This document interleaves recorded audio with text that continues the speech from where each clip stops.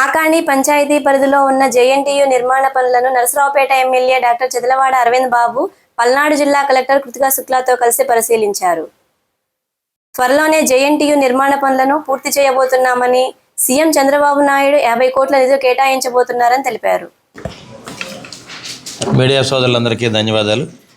అదేవిధంగా ఇవాళ కాకాని పంచాయతీ కింద ఉన్న జేఎన్టీయూ కాలేజీని కలెక్టర్ గారు మరి ఉమ్మడి కుటుంబ నాయకులు కూడా విజిట్ చేయడం జరిగింది.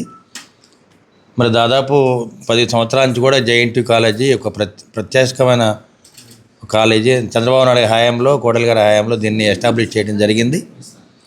మరి జేఎన్టీయూ కాలేజీ కూడా ఇవాళ ఇన్కంప్లీట్గా ఉండటం అనేది చాలా బాధాకరంగా ఉంది.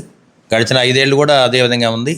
మరి ఇవాళ ఉమ్మడి కుటుంబం ఏర్పడిన తర్వాత మరి చంద్రబాబు నాయుడు గారు ముఖ్యమంత్రిగా, పవన్ కళ్యాణ్ డిప్యూటీ సీఎంగా, నారా లోకేష్ బాబు గారు కూడా విద్యాశాఖ మీద ఉన్నారు కాబట్టి దీన్ని అప్గ్రేడ్ చేయడానికి పూర్తి స్థాయిలో అధికారులందరం కూడా సిద్ధంగా ఉన్నాము. ముఖ్యంగా మన కలెక్టర్ ఆధ్వర్యంలో దీన్ని అప్గ్రేడ్ చేస్తాము. దాదాపు 50 కోట్ల నిధులు కూడా మంజూరు చేయడానికి సీఎం గారు సిద్ధంగా ఉన్నారు కాబట్టి ఏదైతే జేఎన్టీయూ కాలేజీలో నిధులు ఉన్నాయో ఆ బడ్జెట్ తీసుకొచ్చి మరి రేపు సమ్మర్ లోపల దీన్ని అప్గ్రేడ్ చేస్తాము. బాయ్స్ హాస్టల్ కానీ గర్ల్స్ హాస్టల్ కూడా అప్గ్రేడ్ చేస్తాము. అదేవిధంగా మరి మైదానం కూడా అంతా కూడా గ్రౌండ్ కూడా అప్గ్రేడ్ చేయడానికి చుట్టుపక్కల గ్రామస్తులు ఎన్ఆర్జీఎస్ నిధుల ద్వారా దీన్ని అప్గ్రేడ్ చేస్తాము.